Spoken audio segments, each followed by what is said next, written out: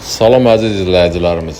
Evimiz yerləşir Gəncə şəhərində, Azərtfakın yaxınlığında, Maslajerin yanı, yol qırağı, Leningrad layihəli, 5 mərtəbəli binanın 4-cü mərtəbəsi, qanunu 3 otaqdan ibarətdir. Göründüyü kimi səliqəli təmirlidir, istilik sistemi kombidir, satışa kuxna mebeli daxildir. Qiymət 80.000 manat, razılaşma var.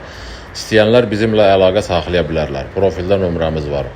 Allah alana da satana da xeyir versin, Allah olmayanlara da qismət eləsin.